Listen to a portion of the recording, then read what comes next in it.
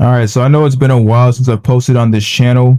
I've been experiencing some difficulties with the main computer I usually use to upload content, and so I'm in the process of getting that fixed right now. And unfortunately, that computer is also the device that has most of the information that I've gathered over the years pertaining to the so-called Black rulership in Europe. So unfortunately, that series will have to be postponed for the foreseeable future. But during my hiatus, I started to ponder at what other topics I could be covering in the meantime. And one of the main things that came to mind is speaking on the history of so-called slavery of the so-called Black man and Black woman, and that time period that's mainly associated with American slavery, which is around the early to mid 16th century or 1500s, until of course the emancipation of slaves, which occurred in 1865, but didn't really truly end slavery until sometime after that. But of course, this time period is known conventionally as the transatlantic slave trade time period. And this particular historical event is probably the most mistaught time period in all of Western history. And at the very least, it's definitely one of the most mistaught time periods in our educational system in America. And a lot of this is due to the fact that the people who are in charge of dispensing this information about this time period have an agenda to push. Mainly to the so-called Black man and Black woman, that their history is nothing but slavery and servitude, primarily, of course, to the so-called Caucasian man. And this narrative is what causes a lot of so-called Black men and Black women to accept their roles as the sympathetic figures in history that need a hug and need to be catered to by so-called Caucasians. That's why you see at every turn, the so-called Black men and Black women are always trying to strive for our people to receive some sort of compensation for the way we've been so quote unquote brutalized and victimized all throughout our history. This leads to the constant and incessant begging for things that don't exist, such as equality, which leads to the so-called Black man never really trying to strive to become what he's always been throughout history, but has never really been taught he's been, which is a ruler. The so-called Black man and woman's place on this earth is as rulers, not as people to be pitied and looked down upon, like a lost abused puppy dog that has no home and needs to be coddled by everybody or by somebody. The so-called Black man has to accept his place as a ruler and an administrator before we can change anything that's going on in our communities. And the only way we can do that is by looking to the past and seeing what we were before we ended up in this particular condition. And the only way out of this condition is through the so-called Black man accepting who he is according to the Bible. But unfortunately, there's been this movement that's been going on for quite some time now, which aims to turn so-called Black people's affinity for the Bible away, because allegedly the Bible and the religion of so-called Christianity was forced upon us by the so-called Caucasian man during slavery. And I'm not going to try and deny that the Europeans who came over here from their country to America and colonized this country, as well as the parts of Africa that they took over, didn't try to force Christianity upon the native inhabitants of those lands. But please understand that, especially in the early stages of those colonizations, the people who were issuing the expeditions out to America and even to Africa and the Caribbean and forcing the native inhabitants of these lands to conform to the religion of Christianity, those people were so-called Black. The monarchs and the nobles of the main colonial countries from Europe that also participated in the slave trade, for the most part, those countries like France, Spain, England, Germany, the Netherlands, and most of the quote-unquote low countries and Portugal were governed over by so-called Black people. From about the late 1400s, when the colonization really came underway due to the quote-unquote discovery made by Christopher Columbus, to the early 1500s going into the late 1700s, the predominant factor in Europe were so-called Blacks. So this notion that the Caucasian man quote-unquote forced their religion on us is really just another way to control the thinking of the so-called Black man and Black woman, and to once again reinforce this dynamic of the Caucasian is at the top and our people are at the bottom. So you guys who are of that belief are not empowering anybody or yourselves when you say stuff like King James and his Bible were used to control our ancestors, who were taken from their homeland and were made into slaves. And that's going to be a big factor in this video and over the course of the next couple of videos, if this segment in this series necessitates it. This notion of King James being this racist, homosexual, so-called Caucasian man who brought the first African slaves that were sold in America there in 1619, and that the King James Bible was the main impetus behind enslaving and controlling our people, is one of the most pervasive misteachings of history our people subscribe to, and it's one of the main reasons why a lot of so-called blacks do not trust in the Bible as our main source of knowledge, wisdom, and understanding.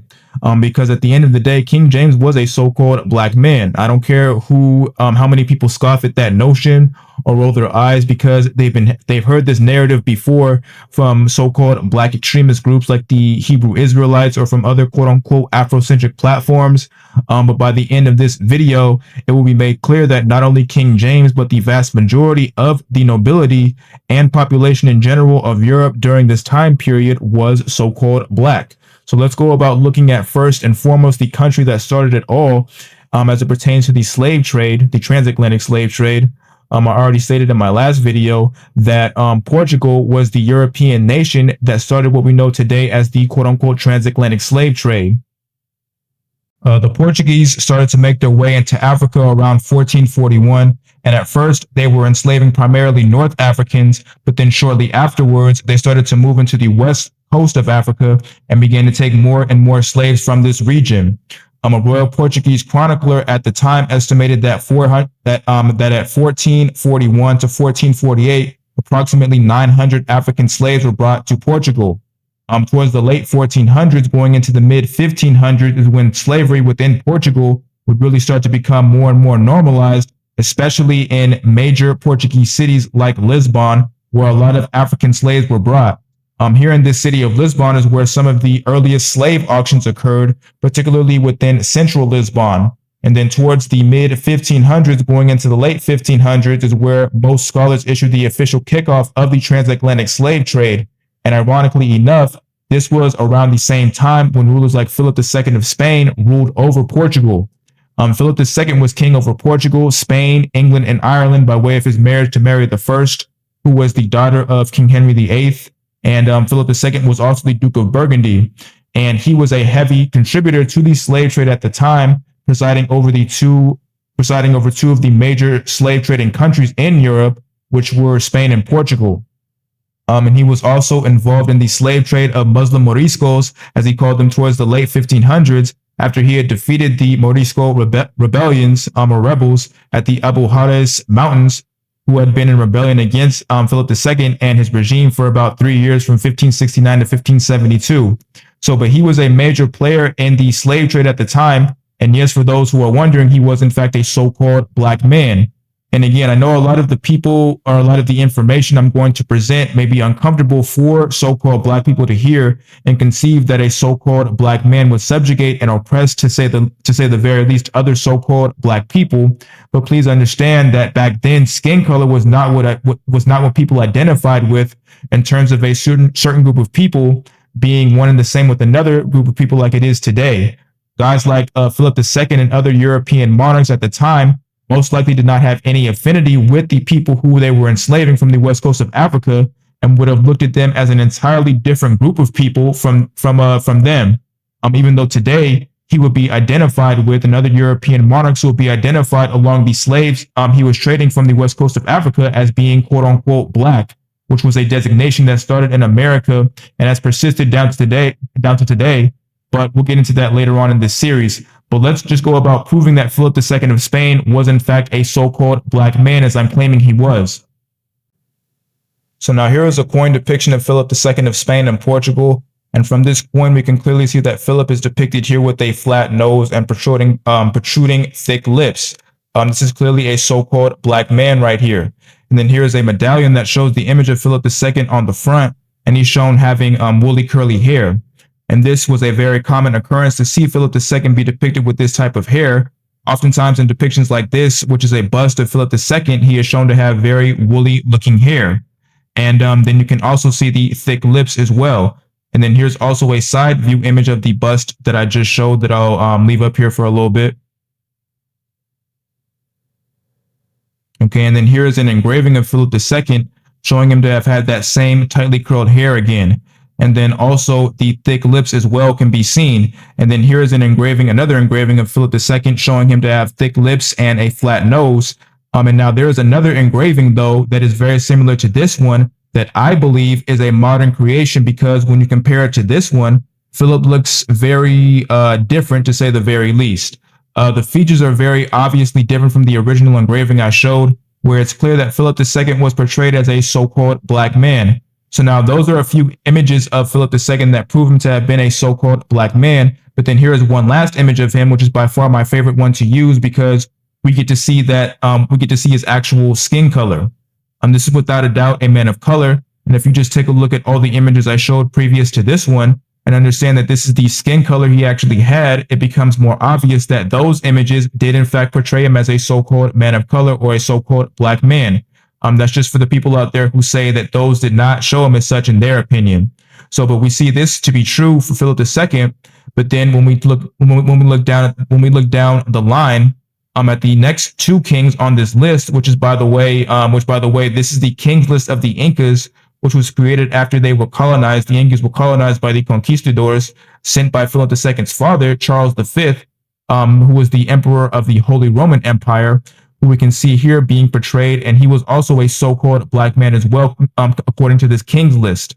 And like I stated earlier, the so-called black man was the one who orchestrated the colonization of places like America.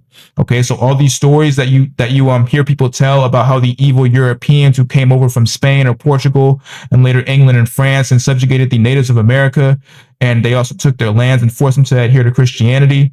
Please understand that most of the people who were involved in those things were indeed so-called black. A lot of the conquistadors, those were so-called black people, as well as the explorers who found a lot of the lands in America and later had them named after the monarchs of their home country at the time. Those people were so-called black.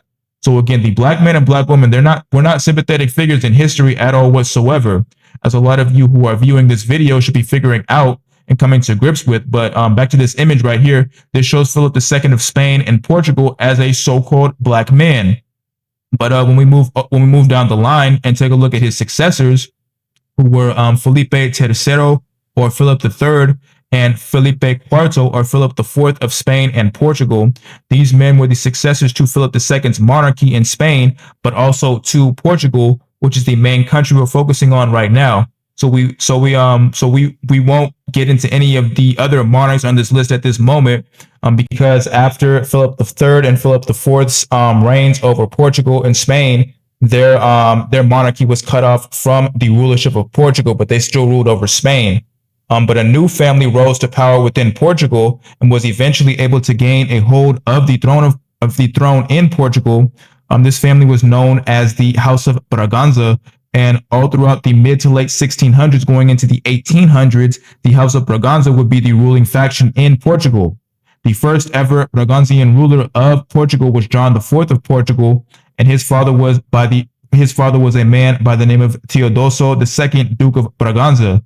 This right here is a portrait of him that I believe was a contemporary portrait. But either way, you can clearly see that this man is depicted as a so-called black man, or at the very least, he can be looked at as a quote-unquote mulatto so-called black man.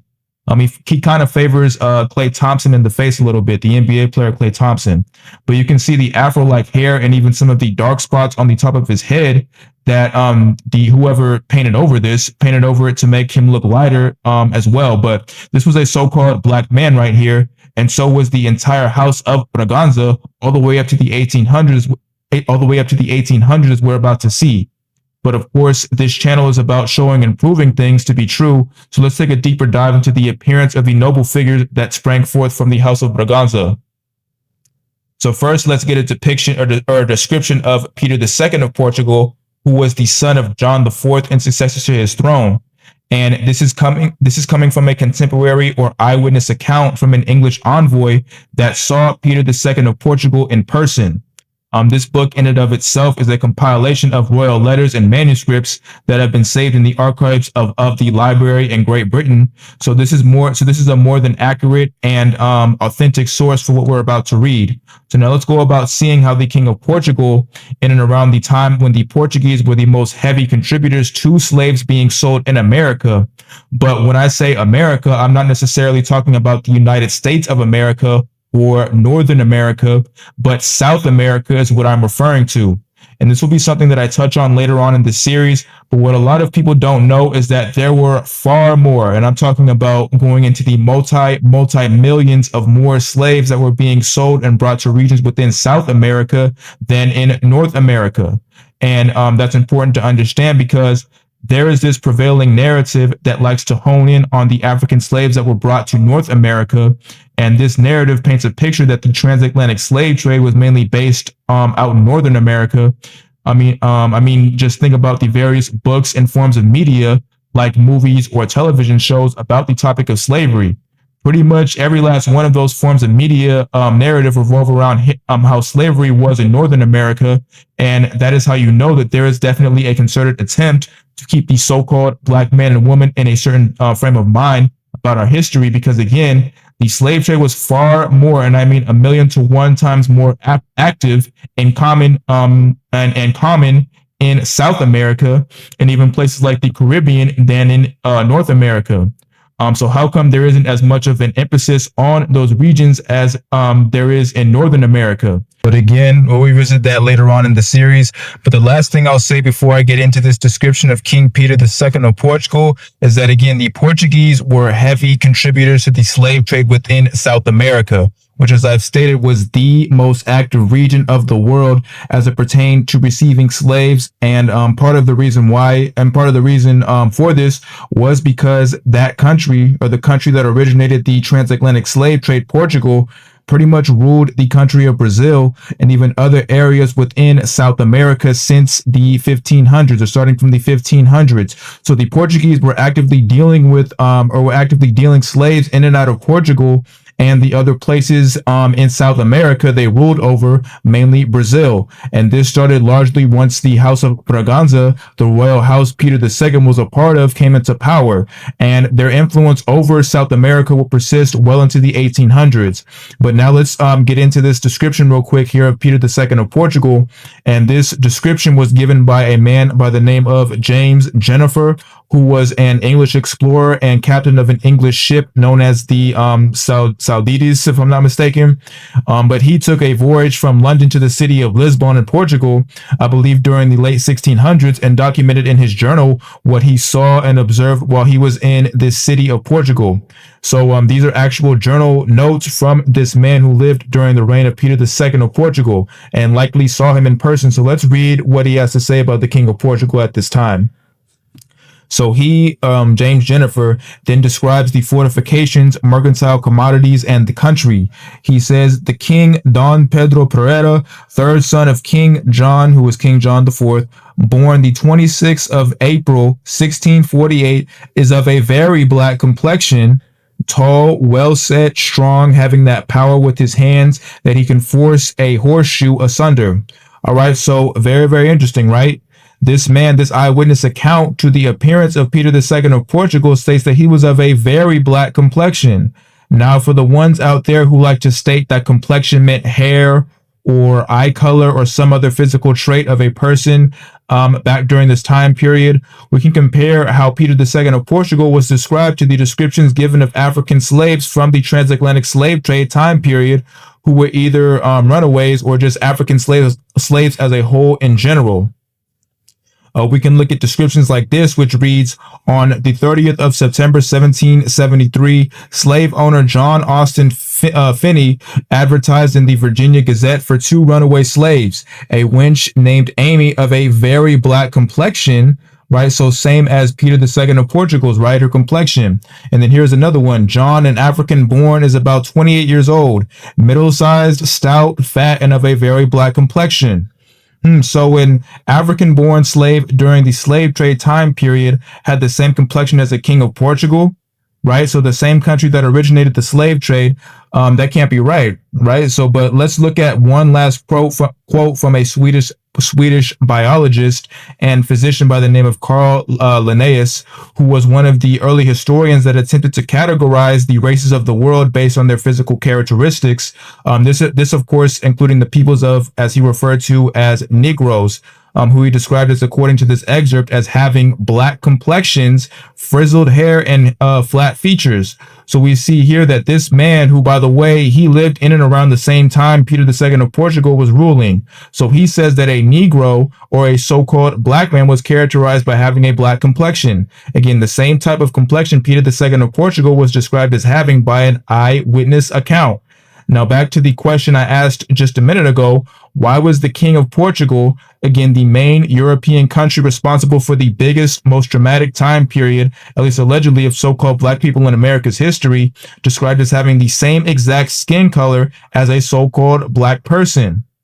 Okay, but it not only says he was of a black complexion, but that he was of a very black complexion, meaning that he had to have been a very, very dark-skinned so-called black man. So this is the type of stuff you'll never learn about or hear about in the school system, that a so-called black man was presiding over the European country known and responsible for the African slave trade from the 16th century to the 19th century. They'll never show Peter II of Portugal in the mainstream as a so-called black man. Instead, they'll show him looking something like this. Now, does this look like a man who had a so-called black complexion? No, it does not. This is a relatively pale-skinned or almost pale-faced Caucasian man who they'll try to say was Peter II of Portugal.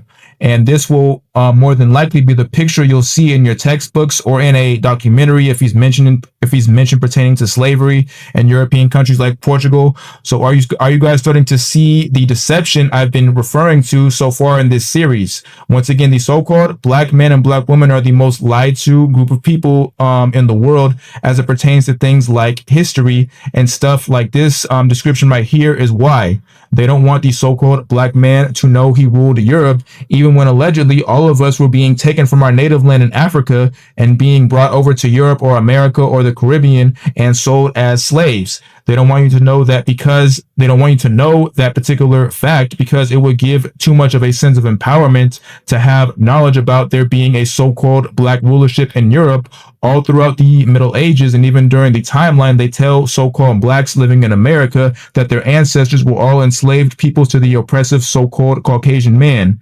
Okay, so I hope that you guys will continue to see this trend continue to unfold as we move forward. But now let's go about looking at another figure from the House of Braganza, who most famously went on to become the wife of one of the more well-known rulers in Europe during the 17th century or the 1600s.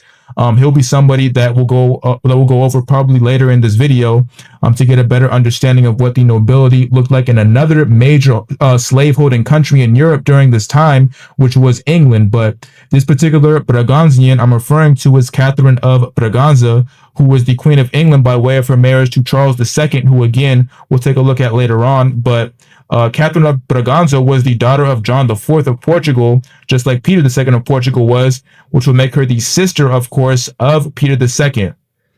Okay, so and we already know how he was described as a man of a very black complexion. So now let's go about seeing how his sister was described real quick. So now let's read this excerpt, which will give us a few contemporary descriptions of what Catherine of Braganza looked like during her lifetime. We're going to look at this to see if the description we just read of her brother, who of course was Peter II of Portugal, and him being described as a man of very black complexion, which of course indicates that he was a man of color, can hold up with that of his sister, which will confirm even more that the House of Braganza was made up of peoples of color. So now let's read starting at the top, and then we'll go down to the descriptions. So was Catherine of Braganza, in addition to any of these faults of education, a physically unattractive and even repulsive woman?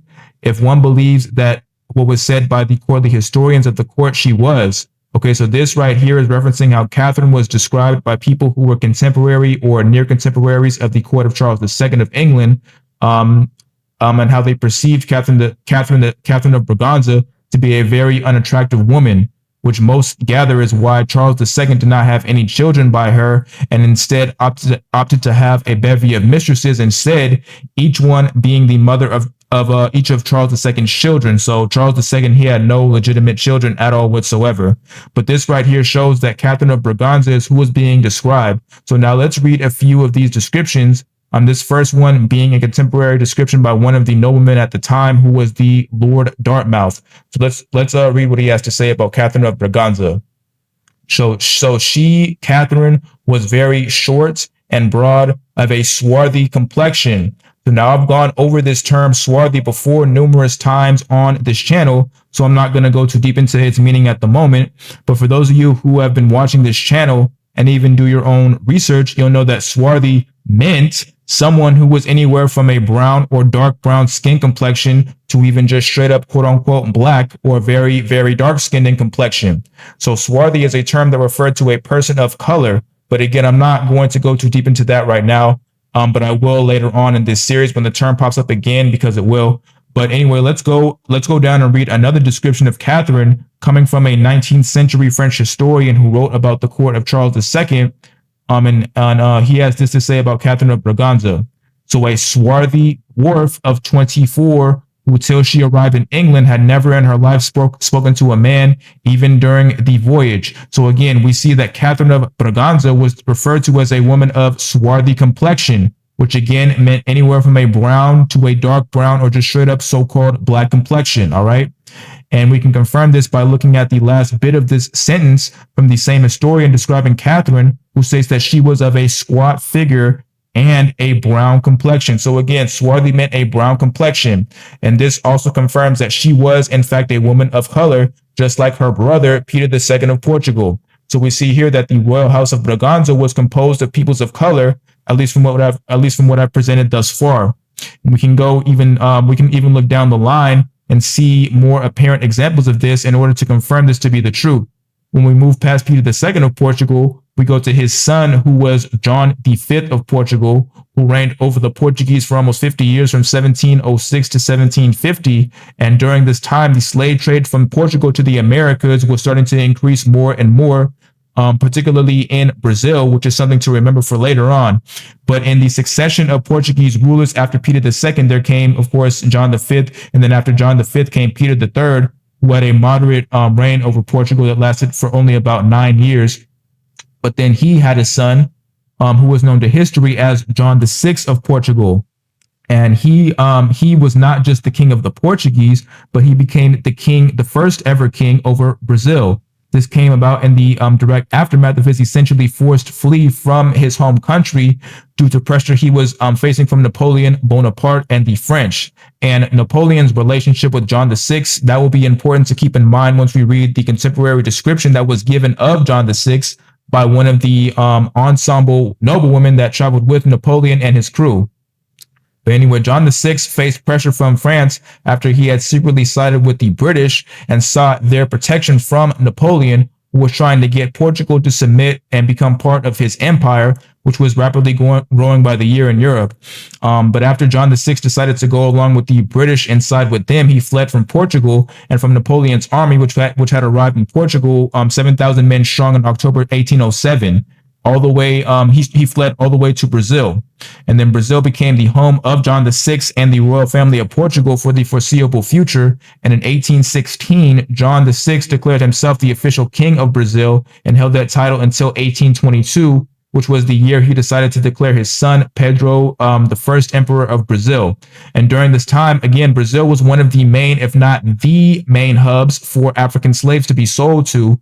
And I'm not just talking about in comparison to America or Europe, but arguably in the entire world, only being surpassed by, I believe, the Caribbean. We can look at this breakdown of the amount of slaves that were being shipped over the years according to the slave voyage database created by the website slavevoyage.org. Which is perhaps the best website you can visit if you want a comprehensive understanding of how many slaves were being brought to the different places of the world they were being sold to during the transatlantic slave trade time period. But when we look here, we see this is Brazil. And then when we scroll down to this number, which encompasses from the years 1801 to 1825, we see that 1,039,096 African slaves were brought to Brazil. Now, when did I say John VI became king of Brazil? 1816, right? So in and around the time of all these slaves being shipped and sold to Brazil, John VI was the king of Brazil. And after him, his son, who became Dom Pedro I, emperor of Brazil, ruled Brazil from 1822 to 1831. But we'll learn a little bit more about him later on. But just looking at this chart, we can see that around the time John was the sovereign of Brazil, which continued even after he declared his son emperor of Brazil in 1822. The largest amount of slaves came to Brazil during this time period and contributed to the over 3 million total count of slaves that had arrived in Brazil overall. So one could definitely say that the height of the transatlantic slave trade within Brazil happened during the time of John VI. And just like John VI's ancestor, his great-grandfather Peter II of Portugal, he himself was a so-called black man and was described as such by one of the noblewomen who accompanied Napoleon and his retinue at the time of their arrival in Portugal. Remember, I stated earlier to keep in mind the relationship John VI had with Napoleon, because it will explain how some of the most vivid descriptions of John VI were given by this particular noblewoman of his court. And so this particular noblewoman, who was known as the Duchess of Abrantes in Portugal, was the wife of one of Napoleon's generals who led the charge against the Portuguese and helped conquer major cities within the country, such as Lisbon. And this particular general first encamped at the city of Abrantes before he advanced further into the city of Portugal. And the victories he was able to achieve earned him the title of Duke of Abrantes. And then his wife henceforth became known as the Duchess of Abrantes. And so she is known better to history as Laura Junot. And so Laura Junot, who was the Duchess of Abrantes, who was a writer, felt the need to author a memoir which documented the experiences she had at Napoleon's court. And it is in this memoir where we receive an eyewitness account of what John VI, King of Portugal and Brazil, looked like while he was alive. So now let's see how the Duchess of Abrantes described John VI of Portugal. So now this is a copy of the memoir written by Laura, the Duchess of Abrantes, who documented her treks all throughout Europe as one of the courtiers of Napoleon.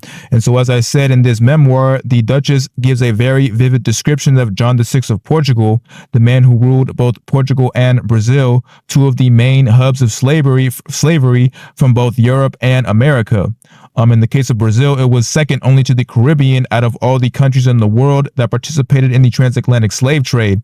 And really around the time of John VI's establishment of a monarchy in Brazil, Brazil had actually surpassed the Caribbean as the premier slave holding and selling country in the Western Hemisphere.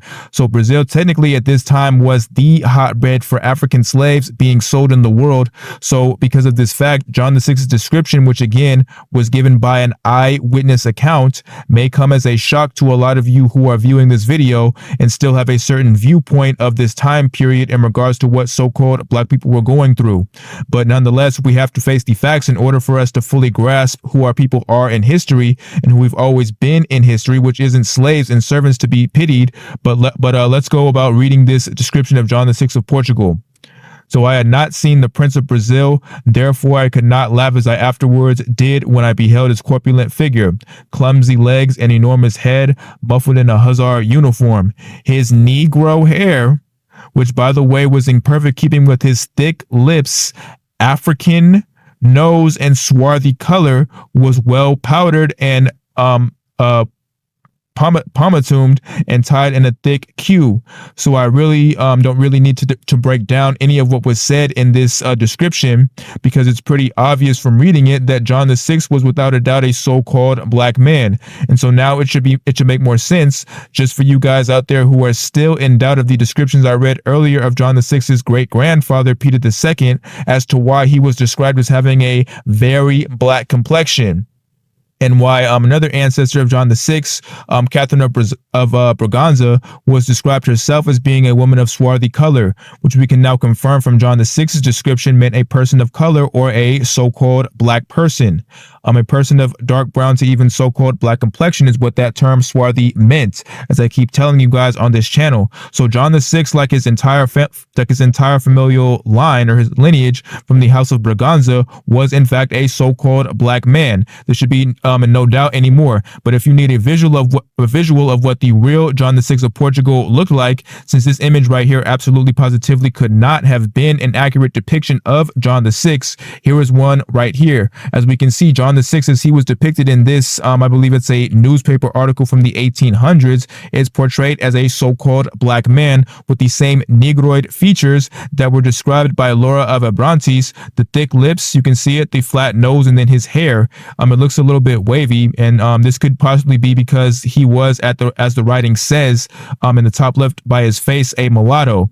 And during this time in the 1800s, there was a lot of misconjunction in Europe between the original so-called blacks who resided and ruled in Europe since the medieval time period and the so-called Caucasians, who by this time were starting to become more and more of a dominant population in Europe, outpacing the original so-called black population. This was something I touched on in greater depth in my How Blacks Lost Their Rulership in Europe video and Where Did the Black Europeans Go video, so you guys can go and check those out if you want more context on that topic. But John VI of Portugal, as it should be understood completely by now, was a so-called black man in his rulership of Brazil, which, as we've already seen, was the biggest slave-holding country during the transatlantic slave trade, at least of the 1800s. Okay, and so this established a monarchy in Brazil, the first one in the nation's history, and the rights to this monarchy would be passed down to John VI's son, who was Pedro I.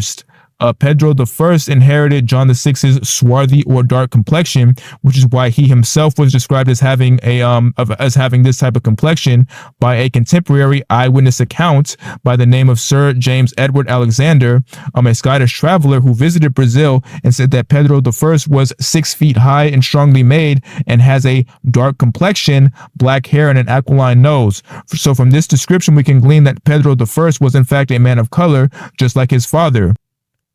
But even his mother was said to have been a woman of color herself. There were a couple of descriptions of her that were cited by the great black historian of the late 1900s, John Augustus Rogers, who wrote a very good book that a lot of you who are viewing this video should go and check out. It's called Sex and Race, Volume 1. And in this book, he cites 2 descriptions of the wife of John VI of Portugal, who of course would have been the mother of the Emperor Pedro I of Brazil. And one of the descriptions, which cites the same woman who described John VI, the Laura, Duchess of Abrantes, stated that her skin was brown and her hair was dry and woolly. And then he cites a Portuguese noblewoman, who was known as the Duchess of Alfoz, who stated that the wife of John VI, her skin was brown, so very brown that one could not take her at first sight for a European. She was a grand dame of such remarkable beauty that she could well say, "I am black, but comely, O ye daughters of Zion." And that last quote was from Song of Solomon 1 and 5, which most biblical scholars agree was talking about a so-called black woman in that verse, which would mean that the person who was being described, the wife of John VI, had to have been a so-called black woman herself. So the Emperor Pedro I of Brazil, he had to have been a black man, just as his father and mother were so-called black people. And we can see a visual of this in the form of this engraving made of Pedro I, which clearly shows him to have been a man of color.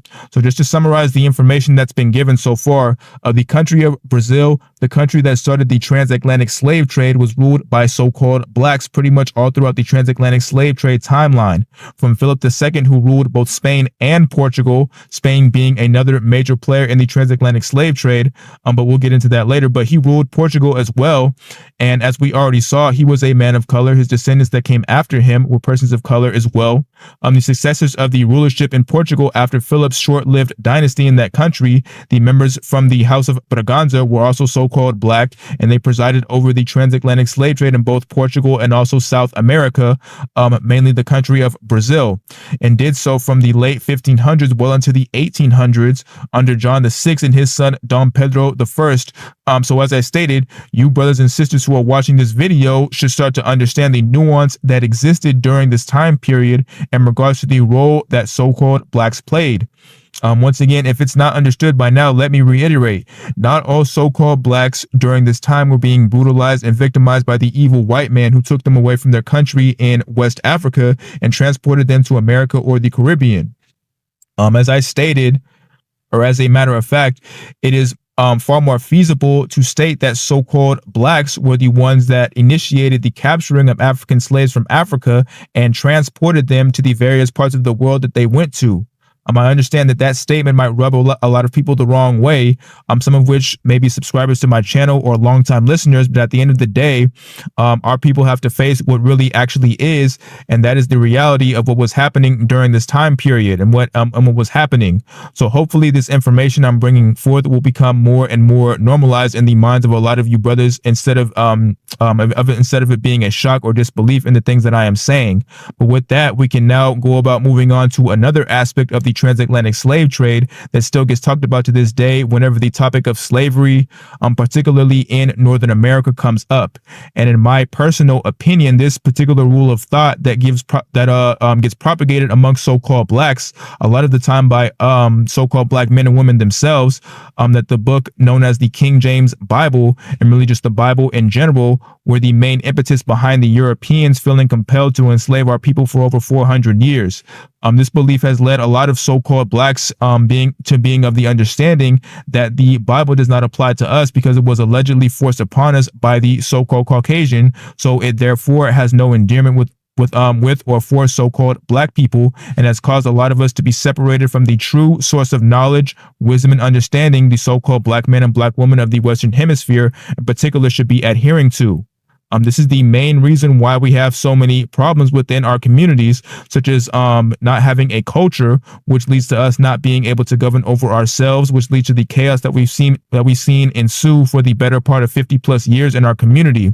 And this is a subject that is more for my biblical channel, which will kickstart after this video series. So I'm not going to go as in depth on this topic as I would like to, but it is something that's important to address. So I'll just address it from a historical standpoint, which is the main purpose of this channel anyway.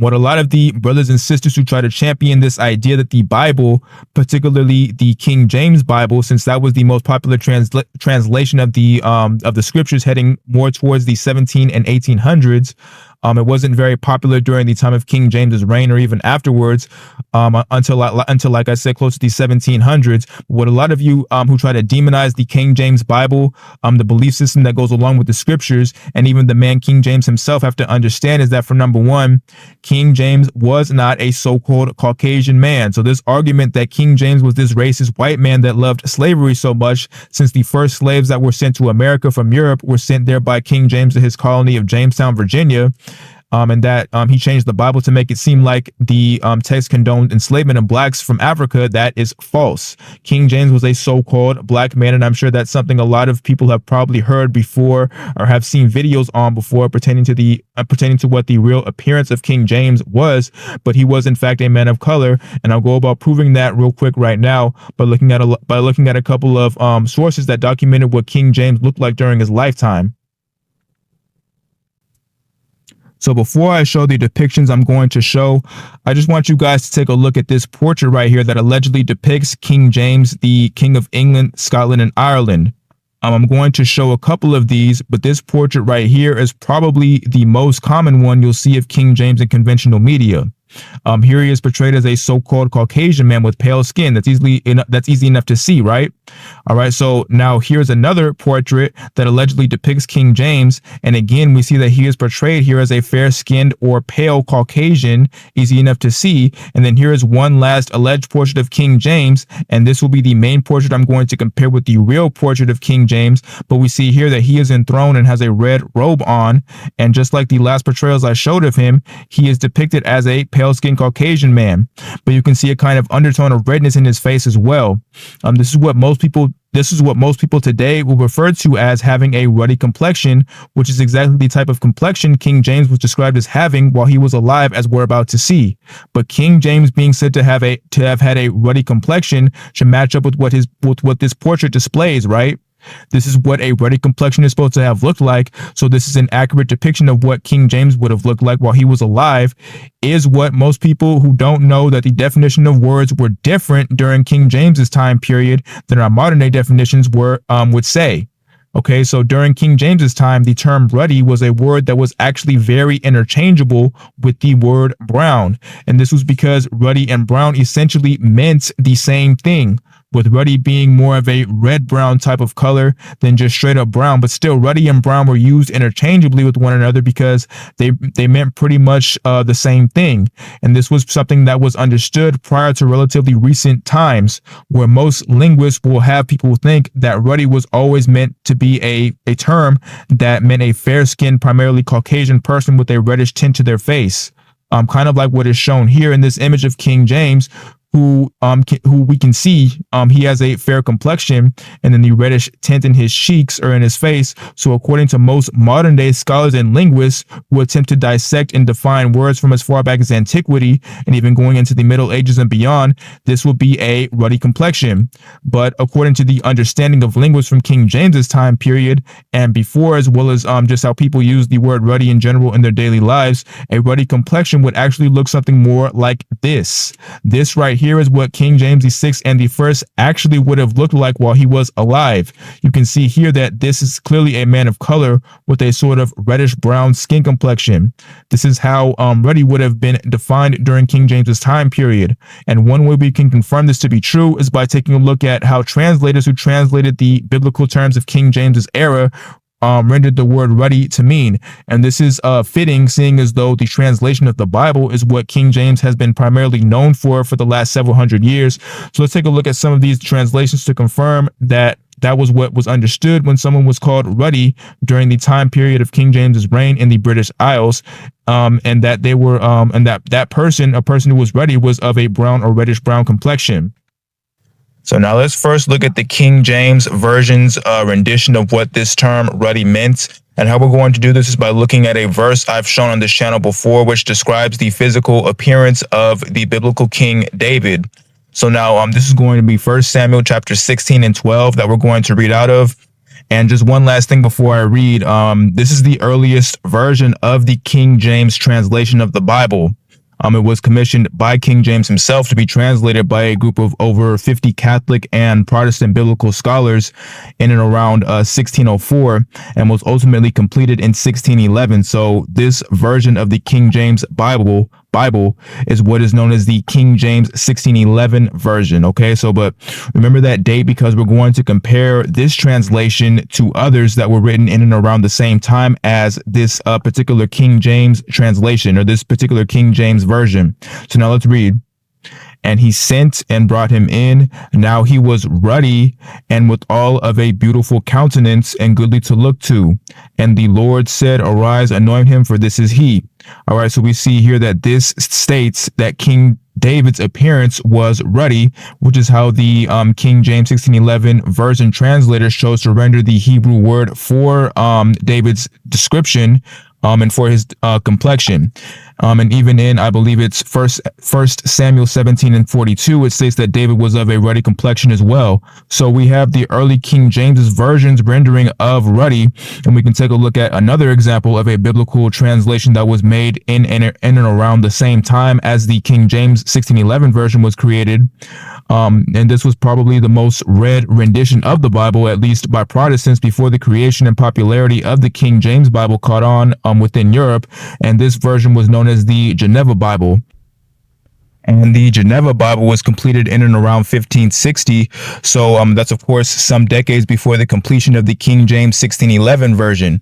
But still, it was made in and around the same time. And so now its translation of the physical description given of King David reads, And he sent and brought him in, and he was ruddy and of a good countenance and comely visage. So we see again that the term ruddy was what was used to describe King David's appearance, even in the Geneva Bible.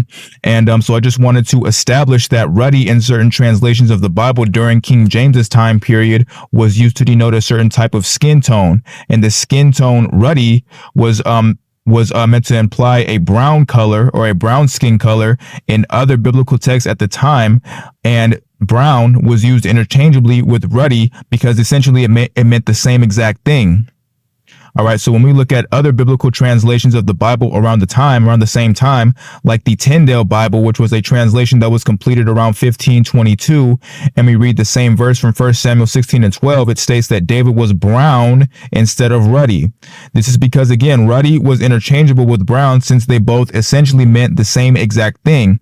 But let's take a look at another translation coming from the Great Bible, which was a biblical translation commissioned by King Henry VIII in 1539. And again, it states that David was brown instead of using the term ruddy that the Geneva Bible and the King James 1611 Bible used. And then one translation I'll show, which is from the 1537 Matthew's Bible, states once again that David was in fact brown of complexion instead of ruddy. So all of the early English translations of the Bible show that the early English translators understood that ruddy and brown were interchangeable with one another, which is why in some translations we see ruddy, and in others we see brown. And even a lot of relatively modern translators knew this to be true. Translators such as the biblical scholar J. Ellsworth Calas, who stated, "But we all know, or all we know about David was that he was reddish brown, had beautiful eyes, and was good looking." And then another biblical scholar who specializes in specifically Old Testament studies by the name of Robert R. Gonzalez states in this book he authored, the Hebrew adjective, the one that was used to describe King David, signifies a reddish brown coloring and is used to describe David's complexion. And then one last source that I'll cite comes straight from a Jewish encyclopedia written in the early 1900s, and it states that the adjective admoni describes a reddish brown complexion. And if you look in the parentheses, it shows that one of the examples of this word being used was from the verse we just read from, which described King David, which was of course 1 Samuel 16 and 12. And for those of you who don't know, the Hebrew word that this excerpt cites, admoni, when you look it up, it is defined as ruddy. So once again, ruddy was interchangeable with a brown or reddish brown type of color.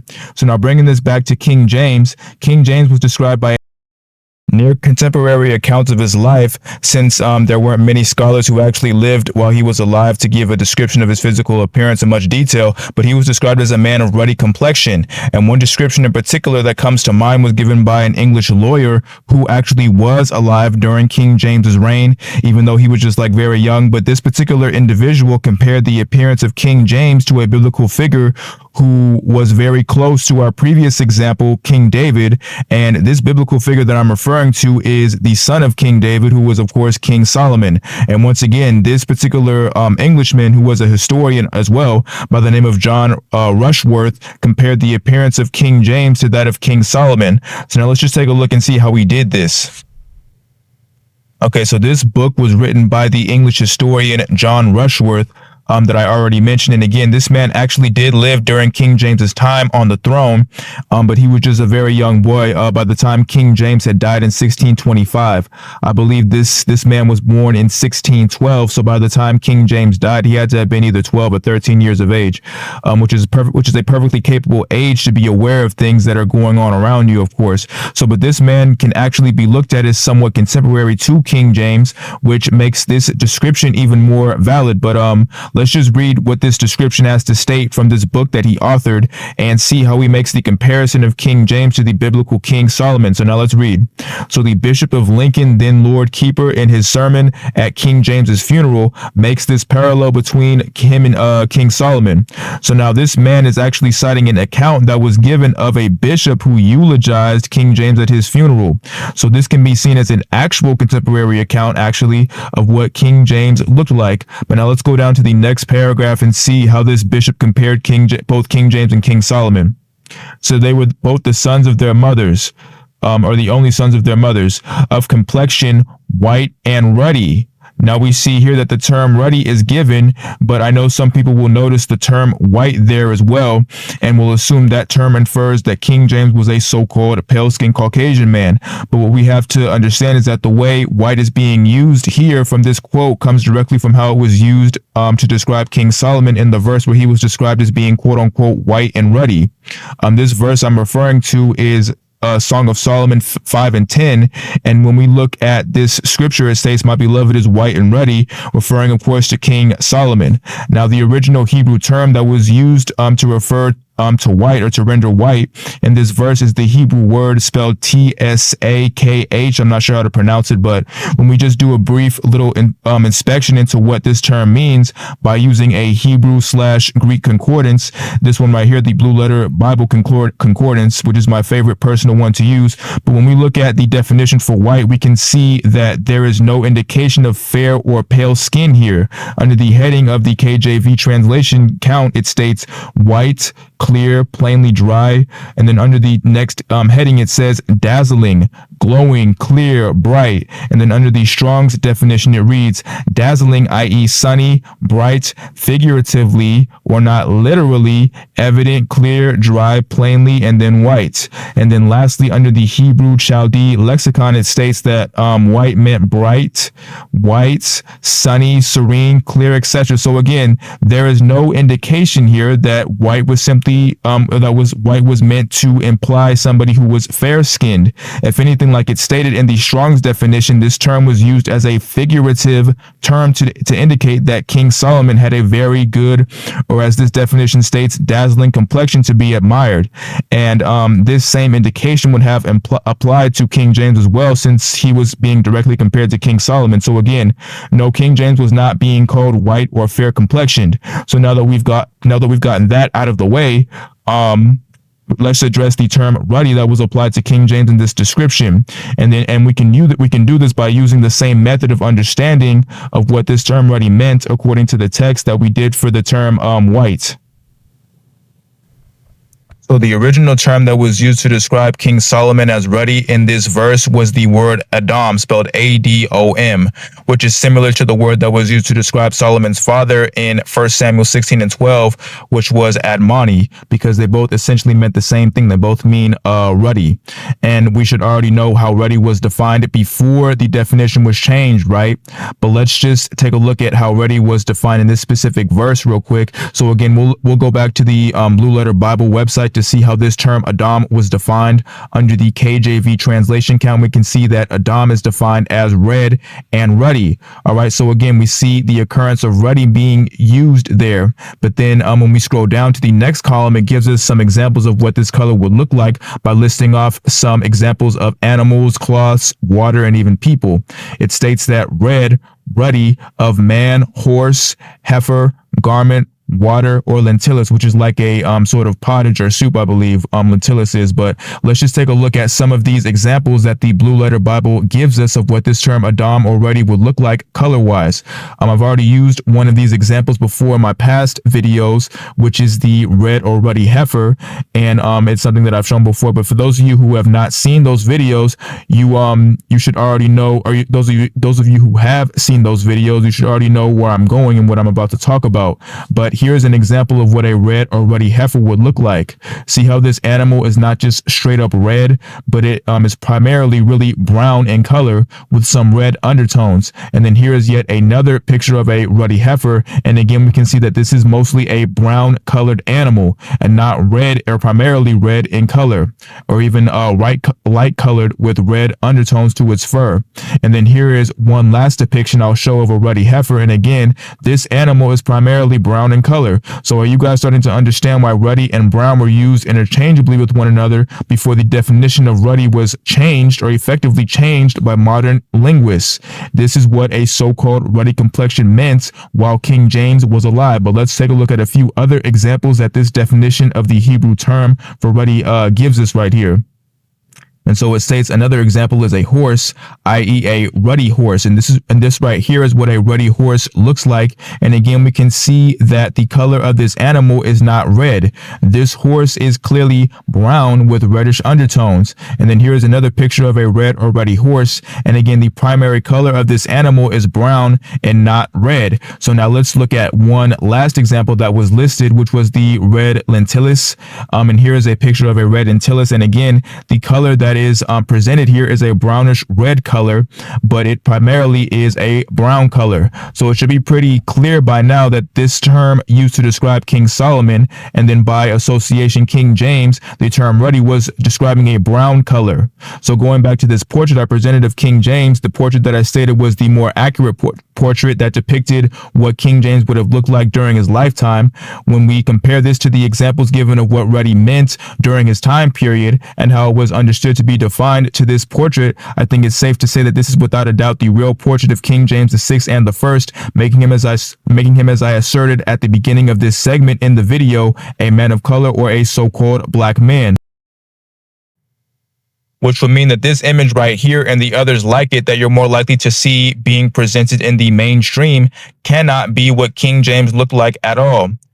Scholars and historians will try to assert that these are contemporary depictions of King James, these portraits that show him as a fair-skinned Caucasian man who is pale and maybe has maybe a little bit of red undertone or red coloring in his face. But again, these cannot be accurate portrayals of King James as he would have looked like when he was alive and reigned over the British Isles. And we can go about confirming this by just taking a look at the definition of what pale meant in earlier dictionaries and how earlier lexicographers made it known that pale and ruddy were not the same things at all whatsoever. So this right here is a dictionary from the highly renowned lexicographer who inspired the authorship of a lot of the dictionaries we use today, Samuel Johnson. And according to him, the definition of pale was not ruddy, not fresh color, white of look. All right, so now pay attention to what I'm about to read because it calls back to the description I just read of King James being white and ruddy and what was inferred by the term white being used. So not high colored, approaching the colorless transparency, not bright, not shining. So didn't we just read from the blue letters definition of white that it meant something that was bright and shining?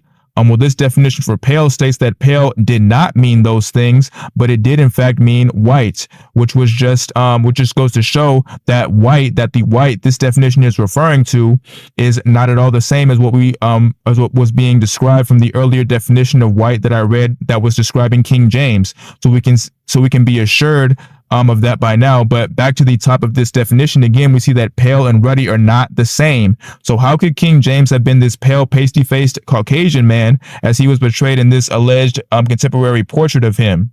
Or these portraits of him. Again, modern day linguists and lexicographers will define ruddy as a term that applied to pale or fair-skinned Caucasians with reddish undertones seen in their cheeks, which is why when you go to sources like the Cambridge Dictionary, it defines ruddy to be of a white person's skin having a red color, i.e. pale skin with reddish undertones. But we've seen a multitude of times through different means that ruddy was in no shape or form a word that applied to pale-skinned people with reddish undertones to their face.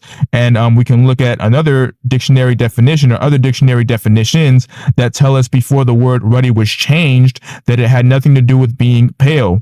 This is a dictionary written by a linguist from the 1700s named William Kenrick, and he gives us the exact same understanding that Samuel Johnson gave about ruddy and pale not being the same thing at all. As it states, pale is not ruddy, but white of look, which is completely opposite of what was stated in the Cambridge Dictionary, right?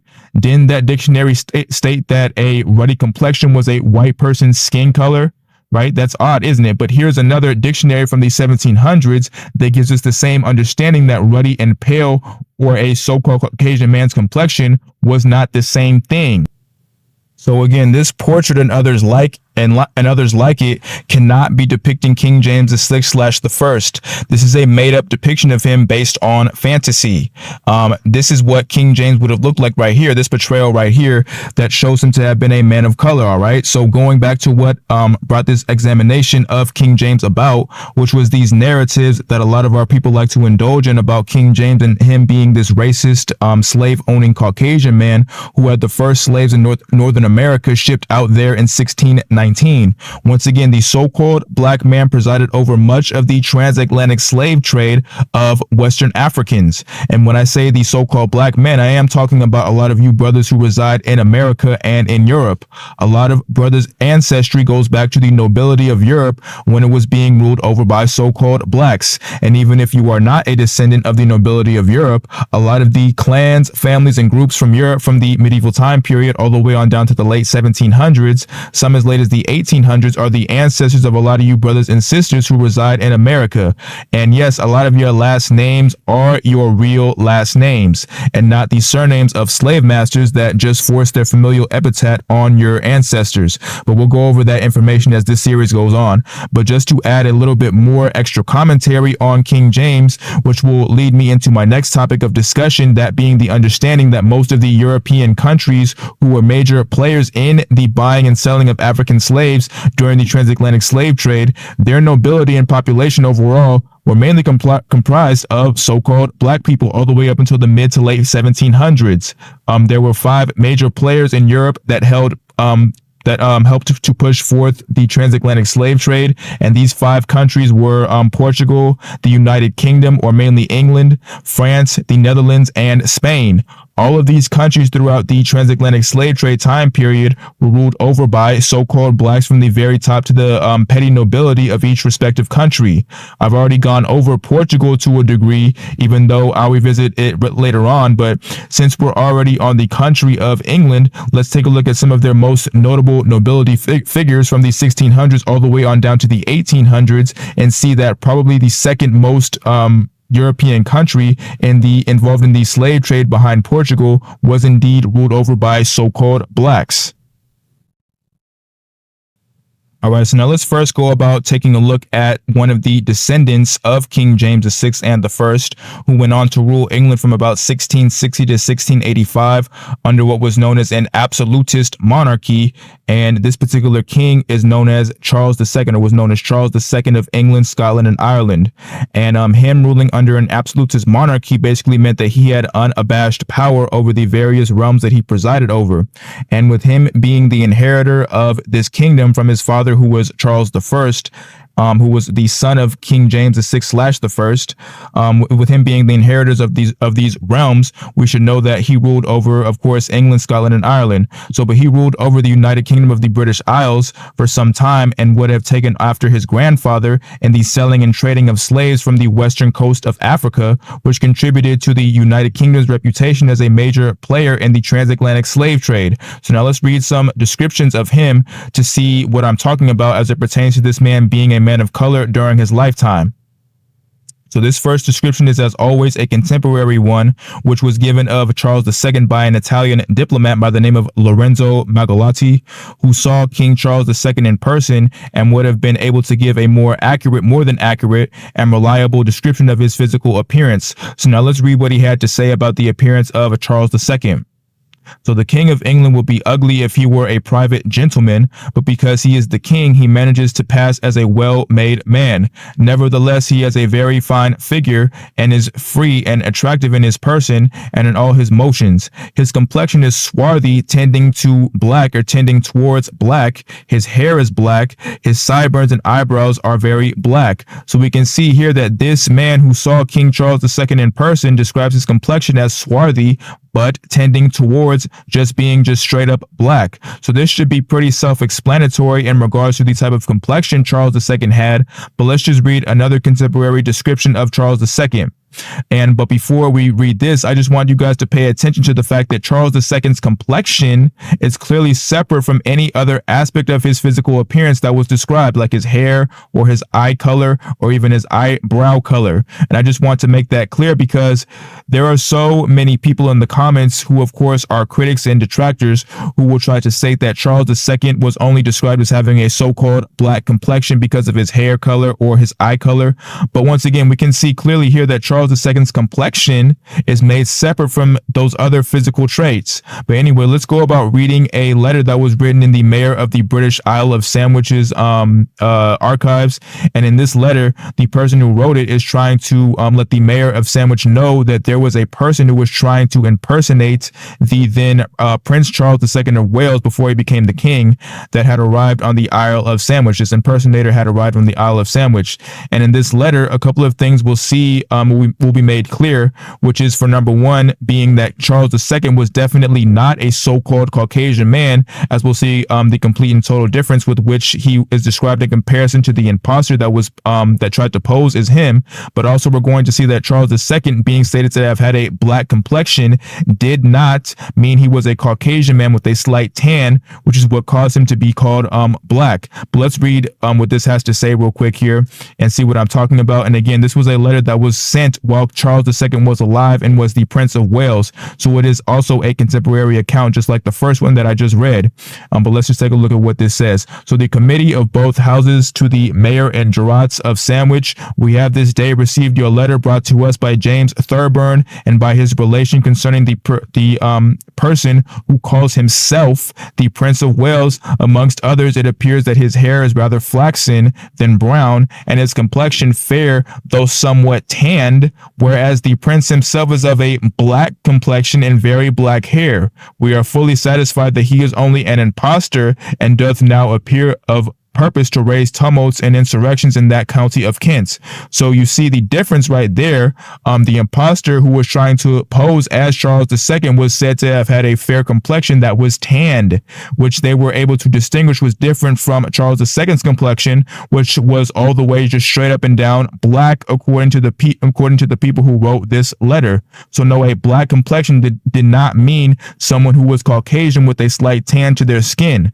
It was a word that meant someone who was what we would call today a so-called black person, or a person of color, which is exactly what Charles II himself was. But you know, the term black is very relative and may or may not give us an exact understanding of what King Charles II's complexion was and what it looked like exactly. So what we can do is we can take a look at one last contemporary description of King Charles II in order to get a more vivid image of what his complexion would have been or could have been. The last description of King Charles II we'll read is a bit different, mainly just because it is a poem that was written by an English poet and conspirator against Charles II's family during the time of the English Civil Wars that were going on during the reign of Charles II's father, Charles I. And this particular person was on the side of the other main character of this conflict, who was known as Oliver Cromwell, who ended up having Charles I executed. But anyway, once Charles II was able to restore the Stuart family back on the throne, this caused figures who were a part of the rebellion, like Andrew Marvell, which is the name of the person who wrote this particular poem, to have to plead his case against being punished for conspiring against the family of Charles II. So the point that I'm trying to make is that Andrew Marvell actually had to stand before Charles II a multitude of times throughout his life, meaning he actually saw Charles II and was in the same room as him several times during his lifetime. So what he writes concerning the appearance of Charles II is probably the most accurate description I've cited from thus far concerning what he looked like. So let's read what he has to say about the appearance of Charles II of England. So of tall stature, a sable hue, much like the son of Kish, that lofty Jew. 12 years complete, he suffered in exile and kept his father's asses all the while.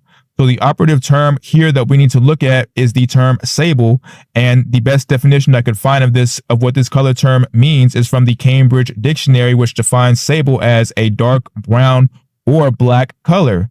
And then it gives an example of what the color would look like, and right here it is. So now just imagine real quick someone who is of this skin color. Does this look like the complexion of a Caucasian man who may have spent too much time in the sun and acquired a tan that made him quote unquote olive skinned or tanned? right? So no, this is not really even a question. The skin complexion of a so-called black man. This is a so-called black man's skin complexion right here. And it matches up perfectly with the other descriptions that we've read of King Charles II and what his skin color was. So now that we've established that King Charles II was a so-called black man, we can go about taking a look at some other descriptions of a few of the many illegitimate children he had during his reign. And oh, by the way, just in case I didn't mention it before, King Charles II was married to Catherine of Braganza, who was the relative, of course, of John VI of Portugal, and the sister of Peter II of Portugal, who was described as being a man of a very black complexion. If you guys remember, I showed how Catherine was described herself as being a woman of swarthy or brown color. So she was the Queen of England at the time of Charles II's reign, and she was also a so-called black woman herself as well, as we've already seen. But Charles didn't have any children by her, so none of the offshoots of his we're going to look at came from their marriage or from their union. But let's just take a look at some of these sons of Charles II and how they were described. So now this is a very well-known book amongst the brothers who are in the knowledge. This was a book that was written by a Scottish spy by the name of John Mackey, who infiltrated the English Channel and sought to gather intel on the ensuing conflict at the time happening in England and Scotland, which was known as the Jacobite rebellions. And so this man, John Mackey, had to gain the trust of the nobility at the time and would oftentimes fraternize with them, which means that he frequently saw a lot of these men in person that he's about to describe. So John Mackey is an eyewitness account of pretty much every Scottish and English noble that he mentions in this memoir. So let's first take a look at how he describes some of the illegitimate children of Charles II, who held many titles of nobility all throughout the British Isles, seeing as though they were the sons of the King of the British Isles, regardless of their status as being illegitimate. So now let's just take a look at our first son of King Charles II, who was described in this book, and his name was Charles Lennox, who was the Duke of Richmond. Charles Lennox was the Duke of Richmond, which was like a really, really big province within England. So now let's read this description right here. So he is a gentleman, good-natured to a fault, very well-bred, and hath many valuable things in him, is an enemy to business, very credulous, well-shaped, black complexion, much like King Charles. All right. So we see here that Charles Lennox, who again was the son of King Charles II, had a very black complexion, all right, or a so-called black complexion, just like Charles II. And from the descriptions I read of Charles II, particularly the one that was made by the English poet Andrew Marvell, who stated that Charles was a man of sable hue, the color sable, of course, being a very, very dark brown color, as it is seen right here. This was the complexion of Charles II, and this is what was meant by him having a so-called black complexion. So for his son to have this type of complexion as well would also indicate that he too would have had a skin color that looked something like this. And since this is obviously the skin color of a so-called black man, this will mean that Charles Lennox was also a so-called black man himself. And not just him, but the various other sons and descendants of Charles II who were described in the same manner. This is another description of one of the illegitimate sons of Charles II, who was named George Fitzroy, and he is described as a tall black man like his father, the king. Now, a lot of you brothers who are watching this are probably aware of the fact that Charles II was described himself as a tall black man on wanted posters that were being produced on a mass scale all throughout Europe in the aftermath of the English Civil War and the execution of Charles II's father, Charles I. Charles II was forced to flee France after his father's execution in forced to flee to France, after his father's execution in 1649. And Parliament, they would hang a lot of these posters up all over Europe to try and find him so that he could stand before the Lord Protector of England, which was Oliver Cromwell. But again, on these wanted posters, Charles II was described as a tall black man, and we should know why that was, right? So George Fitzroy being described in the same way should let us know that he, like his father, was a so-called black man himself. We can go one page over and see two more descendants of Charles II who were described in this book, and the first one being Charles, who was the Duke of St. Albans in Scotland, and he was described as such. He is a gentleman every way, de bon naturel, well bred, doth not love business, is well affectioned to the constitution of his country.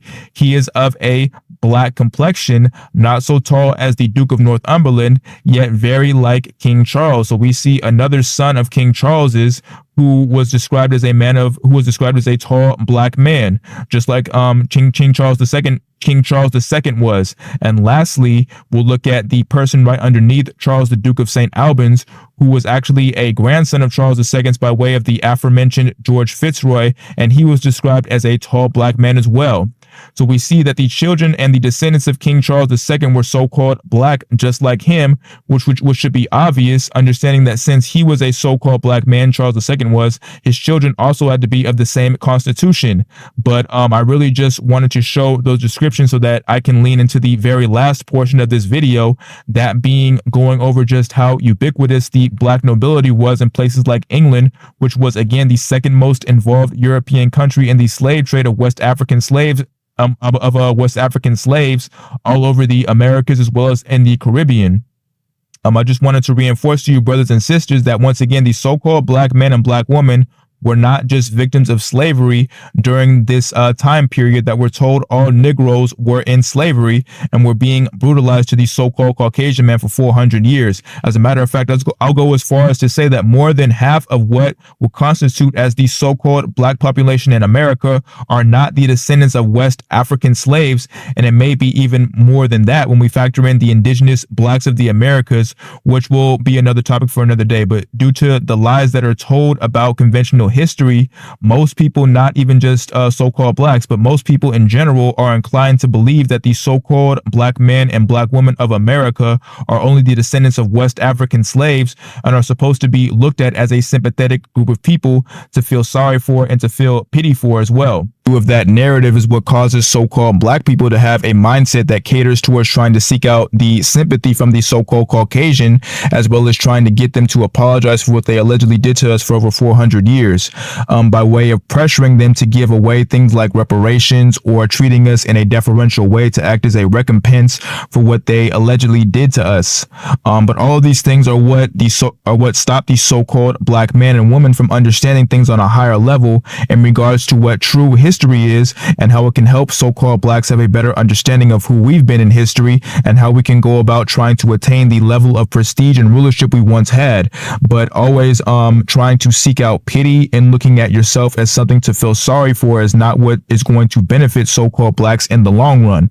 So that is why it is important to have an understanding of real history rather than historical narrative. And one of the biggest examples of historical narrative is what we've been talking about throughout this video, and one of the main ways this kind of narrative gets perpetuated is through the outright lying and changing of historical figures and their contemporary descriptions, portraits, or any other way figures of the past were portrayed during their lifetime. This is a very, very, very powerful and effective way to shape the narrative into whatever someone feels like it should be. And as I show some of the portraits of the nobility figures in England and Scotland during the 16 and 1700s and how they do not match up with the contemporary descriptions that were given of them by someone who actually saw them in person, we'll see plenty of examples of how the narrative of so-called Caucasian as nobility and ruler and so-called black man or black woman as slave or servant have perpetuated over the years leading up to what it is now. And one of the examples I want to show real quick here is a pitch perfect representation of what I'm referring to in regards to how there has been this concerted attempt over the past couple hundred years or so, most likely starting around the late 1800s, to try and depict the so-called Caucasian man in history as a ruler and a master, particularly over so-called blacks, by changing the appearance of significant figures in history from how they were originally portrayed and how they originally were described to have looked like, to an image of a so-called Caucasian man. So now let's just take a look at what I'm talking about real quick here. All right, so now we're going to read an excerpt from this book, which is one of the many that document the transatlantic slave trade, mostly from the perspective of false historical narrative, of course, which we'll see in a minute here. But let's just go about reading this particular portrait that was painted, or about this particular portrait that was painted allegedly during the 1600s, which portrayed one of the major nobility figures within England at the time. And this portrait was meant to depict the Duke of Somerset, Charles Seymour. So now let's start out here where it says, as another group of portraits. So another group of portraits represents men in ceremonial settings, and the Closterman portrait, Charles Seymour, the 6th Duke of Somerset, is preparing for the coronation of William and Mary in 1689. The Black Page carries his coronet. So now what the author of this book is describing as a portrait painted during the late 1600s that depicted the 6th Duke of Somerset, which was a barony within England, and his name, of course, was Charles Seymour. And at the time of the crowning of William III of England and his wife Queen Mary, who was the daughter of the previous King of England, King James VII and II, and he was deposed by his daughter and her husband William III, who was a Dutch prince who presided over the Dutch province of Orange. And but in this portrait, the author states that Charles Seymour was being handed his cornet, which is like an instrument that's kind of like similar to a trumpet, but the author states that he was being handed this instrument by a quote-unquote Black Page, which is just another way of saying a black slave. Now I'm going to show the image this book is referring to, and so pay attention to the appearance of Charles Seymour and how he is portrayed in that image and how he is positioned right next to the so-called black slave in the image. So now here is the portrait that the book that I just read from was referencing. And as we can see here, Charles Seymour, the 6th Duke of Somerset, is portrayed here with a royal robe on, which was a very common attire for nobility at the time within Europe. And at the bottom right corner of this image, we can see that the so-called black boy is holding up this object that he will present before Queen Mary and King William III of England. And this right here is the quote-unquote black page or servant the author of the book we just read from is referring to. So now this image, as they say, speaks 1,000 words, mainly due to the fact that it illustrates in a very visceral way that what the dynamics of the period were, which were that the so-called black man was nothing but a servant and a vassal to the so-called Caucasian man and woman, whether it was in Europe or America. So-called blacks were nothing but slaves and servants for the most part. And this is the type of image that you will see in a documentary about the period, especially if it's a documentary that focuses on slavery. But it's the type of image you would see in history books, such as the one I just read from that described who was being depicted in this portrait. And this is how the narrative of so-called black as slave and so-called Caucasian as slave, master, or ruler perpetuates. But what if I told you that this portrait that again is supposed to allegedly depict Charles Seymour, the 6th Duke of Somerset, and his black servant falsely depicts Charles Seymour as a so-called Caucasian man? Okay, Charles Seymour was one of the nobility figures that the Scottish spy John Mackie described in his book that we just read from, and his eyewitness description of the physical appearance of Mr. Seymour is far different from how he is portrayed here, which speaks to what I've been saying thus far in this video, that being how the narrative of slavery that has been given to the so-called black man and woman is something that has been perpetuated in order to control the overall outlook of our people and how we view ourselves. But let's just take a look at what I'm talking about in regards to my statement about this this particular portrait being a false representation of what Charles Seymour looked like, and how him being depicted as a so-called Caucasian man is meant to try and imply again this position that the so-called Caucasian man is an authority over the so-called black man or black boy. Now let's get the description of Charles Seymour, who was again the 6th Duke of Somerset, given by once again an eyewitness account according to John Mackie. So now let's read this real quick, and first I'm going to read the first paragraph and a little bit of the second paragraph just to confirm that the person who is being described was actually Charles Seymour, and also just to learn a little bit more about how he was regarded during his lifetime in Europe. So now let's just start at the first paragraph. So of the antient family of Seymour, who made so great a figure in the reign of Edward VI.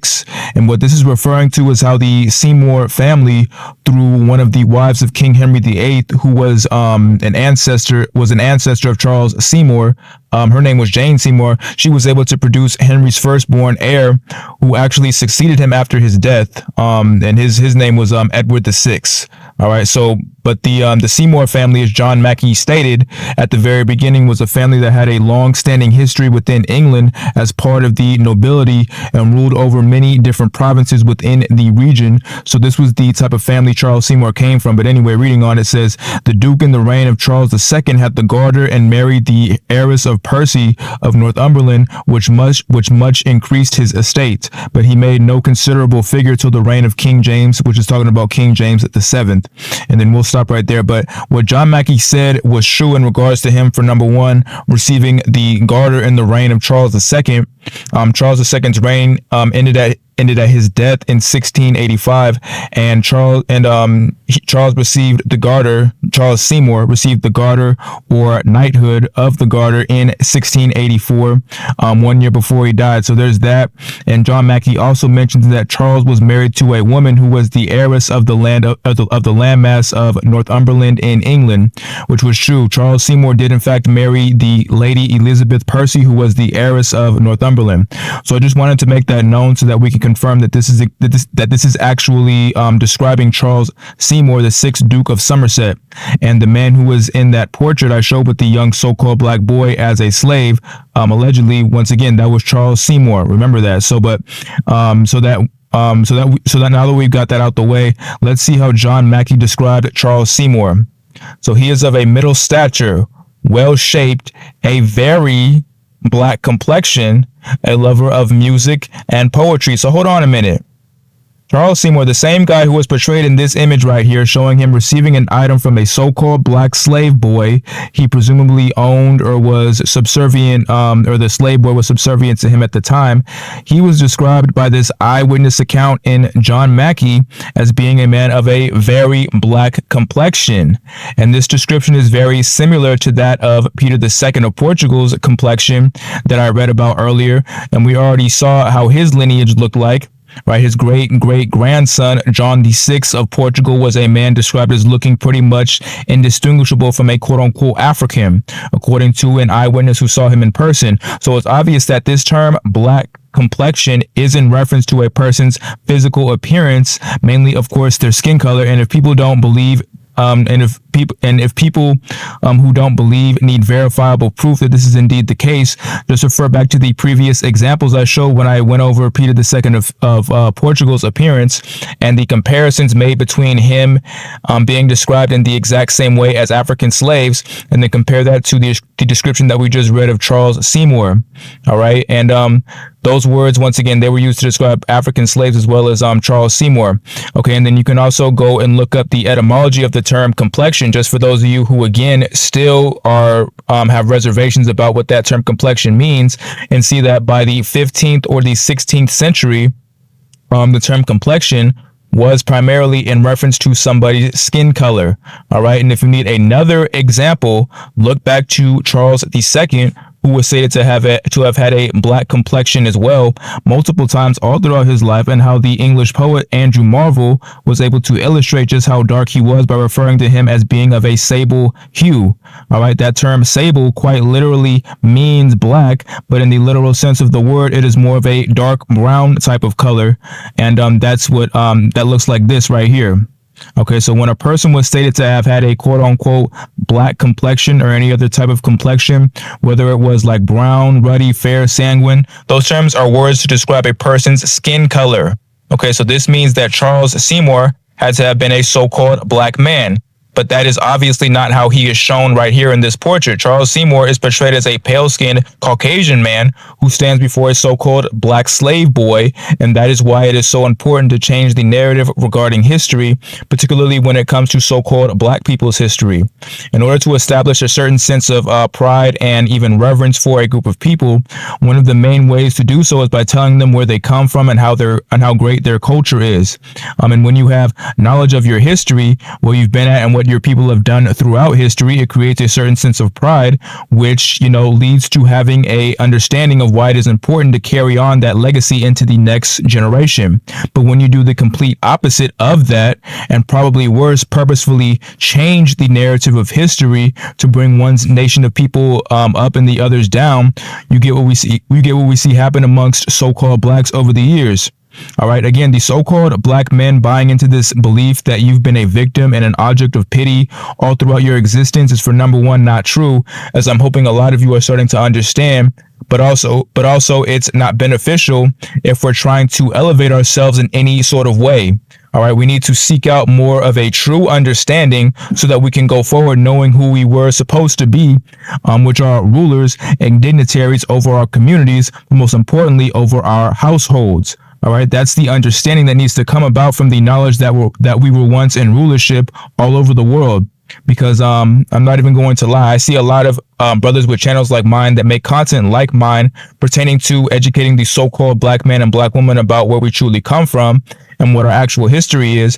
But at the end of the day, it's good to have knowledge about this stuff, but you have to ask yourself the question of what are you going to do with it moving forward?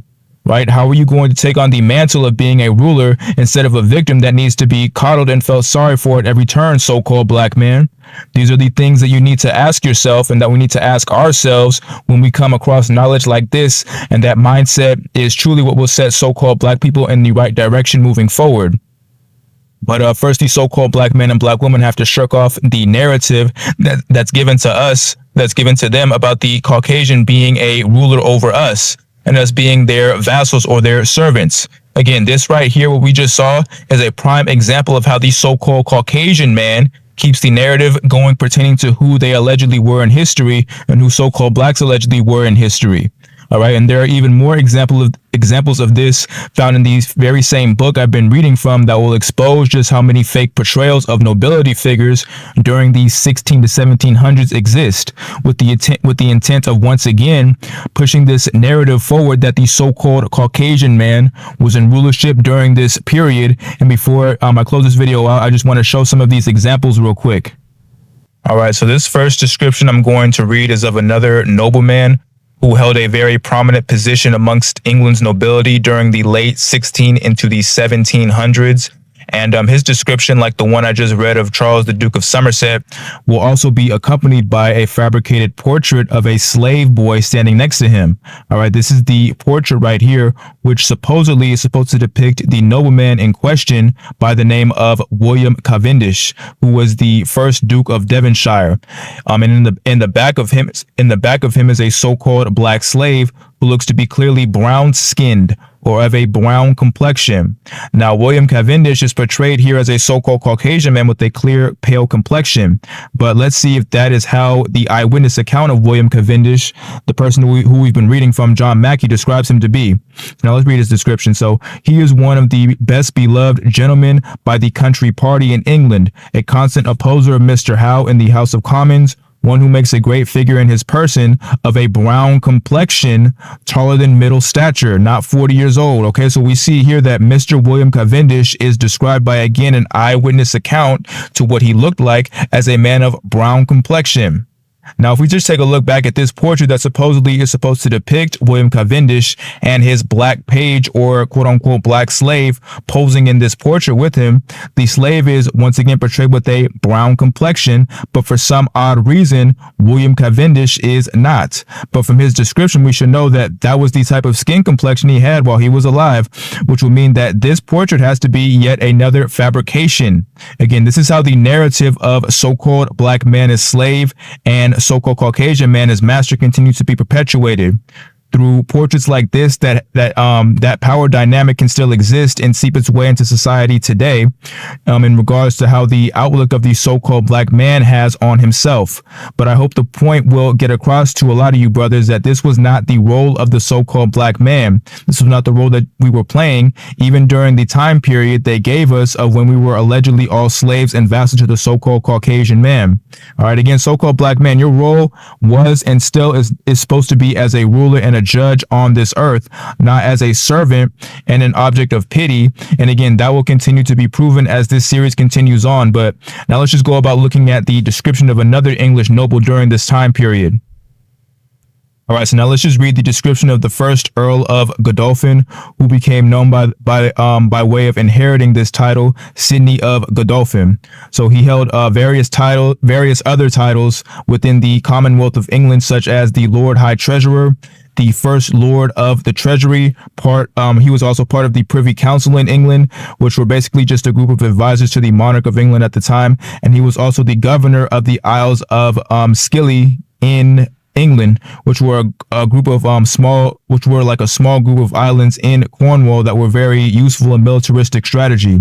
And he was also a member of the Parliament in Cornwall too. So he obviously had a very prolific career in the political aspect of England at the time, and played a key role during the reigns of King William III and Queen Mary of England. So now let's just read his description right here. So he hath an admirable, clear understanding of slow speech, with an awful, serious deportment, does more than he promises, and an enemy to flattery, shew in violence, a very hard access, but that being equally denied to all degrees of people, makes it supportable of a low stature, thin, with a very black and stern countenance, near 60 years old.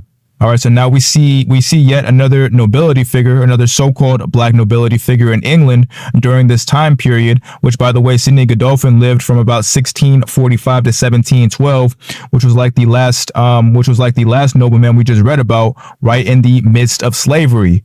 But he was described as a man with a so-called black countenance, and that term countenance does in fact mean someone's face or facial expression, or their outward appearance facially.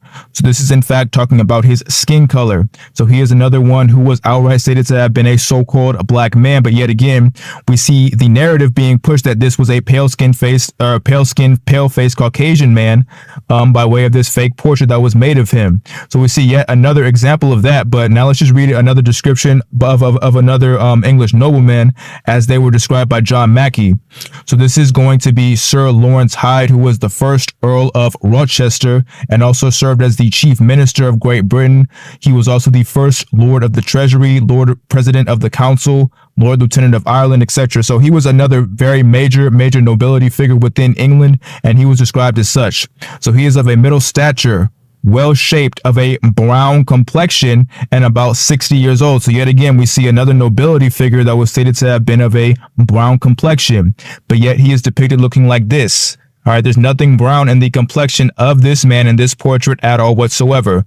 So now let's just go about looking at another one who was known during his lifetime as John Duke of Newcastle, and he lived in between 1662 to 1711. So again, this is yet another nobility figure during when so-called slavery times would have been going on in Great Britain, and he is described as such: a black, ruddy complexioned man. So this kind of harkens back to the description I gave of King James VI and the First, who was also described as a man of ruddy complexion, which meant back during this time period a person who was of a reddish brown complexion.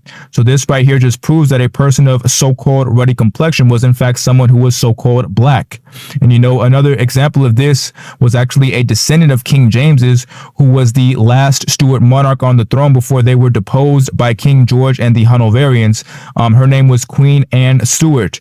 She was referred to as a woman of ruddy complexion, but was also called by an English dramatist by the name of John Dunton, who knew her and saw her in person. He described her as a black woman. So again, this term ruddy did in fact equate to a person of color, and not just a so-called Caucasian man, or not just a so-called Caucasian man with pale skin and red undertones in their face. All right, so we see that description, and then this portrait that does not match the description at all is yet another example of the narrative. But now let's just go on and look at another one. So this is the Lord John Somers, who was the first Baron of Somers and Lord President of the Council, Lord High Chancellor, Lord Keeper of the Great Seal, 11th President of the Royal Society, and he lived from 1651 to 1716. So here is his description. So he is of a grave deportment, easy and free in conversation, something of a libertine, of middle stature, brown complexion, near 50 years old. So again, another brown complexion man with a pale complexion man's portrait. Okay, and then lastly, we'll just read about a man who held the title of Lord Belhaven, which was a title that was created for a man by the name of Sir John Hamilton, the second Baronet. And with this nobleman, we're actually going to take a look at two descriptions that will confirm that he was in fact a man of a certain appearance while he was alive. All right, so now once again, we're going to read two descriptions of Lord Belhaven, one coming from the source I've been using this entire video, that being, of course, John Mackey, and then we're going to look at another one from a different source, which will give even more validity to John Mackey's account of what these noblemen in England looked like during his lifetime. So now let's read these two descriptions real quick.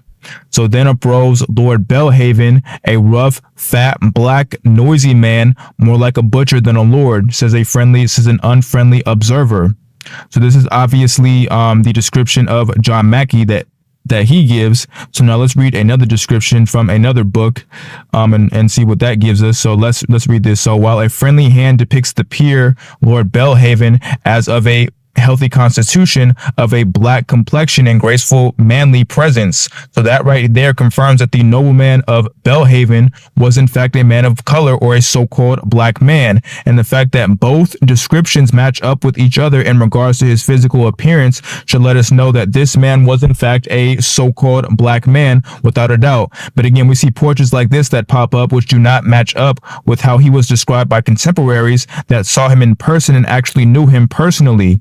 And so now that we have that, I'm just going to give one last example of how these people do in fact change the appearance of these nobility figures and monarchs in order to change the narrative about history, particularly when it involves the so-called black man and black woman. So now let's just take a look at a quick example of what I'm talking about. This right here is supposedly supposed to be the son of King James the 7th/2, who King James VII/2, he was the successor and brother of King Charles II.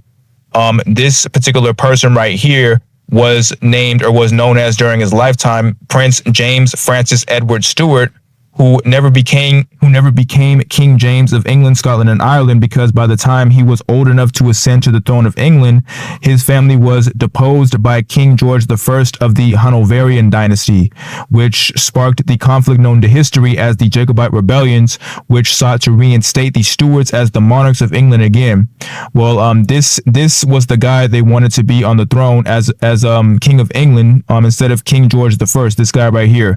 But anyway, we see this portrait right here, and it supposedly portrays James Edward Stuart, but we should know by now, just by virtue of the few descriptions I read of some of these Stuarts, that this cannot be how Prince James actually looked in his real life. And there actually is a portrait of him that shows what he really looked like, and here it is right here. This is in fact James Francis Edward Stuart as he truly looked. And for those of you who don't believe me, let me just show you a few things real quick. So first off, this is a portrait that was painted by a man named Francois de Troyes, and Francois de Troyes was one of the principal court painters of King James II while he was in exile after he lost the battle against William III of Orange and his daughter Queen Mary, the eventual Queen Mary. And so, but King James II was the father of James Francis Edward Stuart.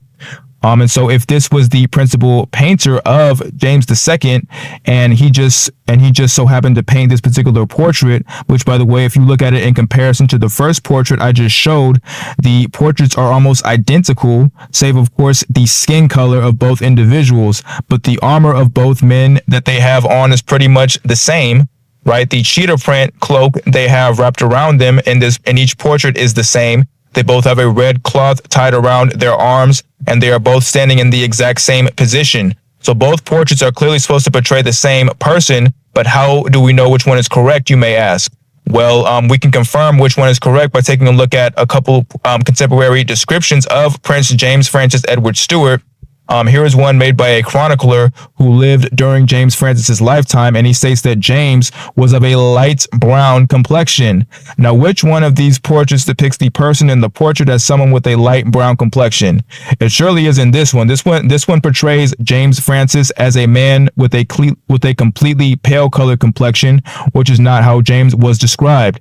This one, however, this one right here depicts James with a light brown or a brownish complexion.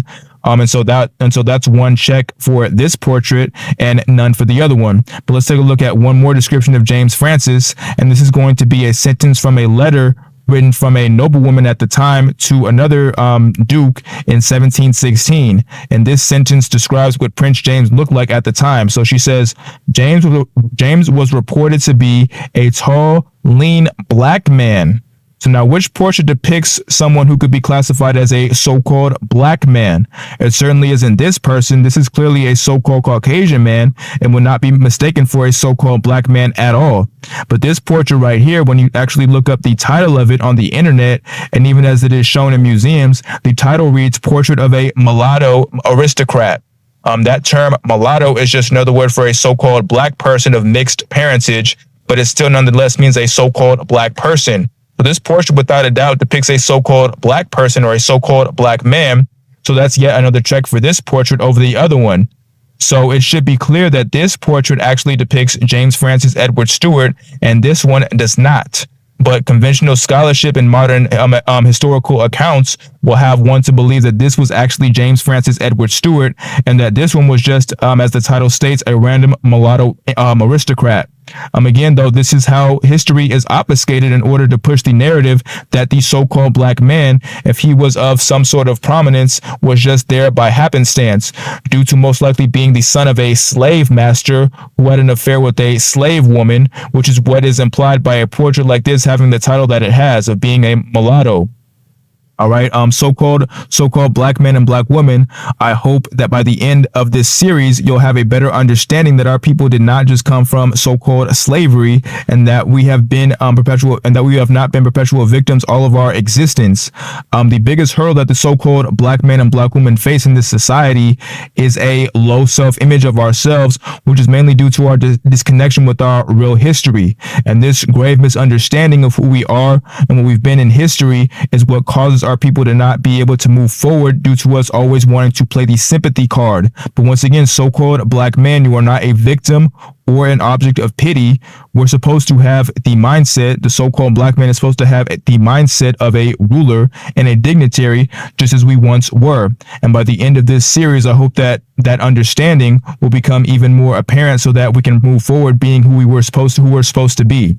All right. So in the next video, we'll continue to take a look at the so-called black nobility in Europe during the time period that has been conventionally recognized as the slavery or slave time period, or the transatlantic slave time period, or the antebellum time period, whatever you want to call it. But we're going to take a look at the other countries who were most involved in the slave trade all throughout Europe, countries like France, Russia, and the Netherlands, just so that we can see and understand just how ubiquitous so-called blacks were in Europe at the time.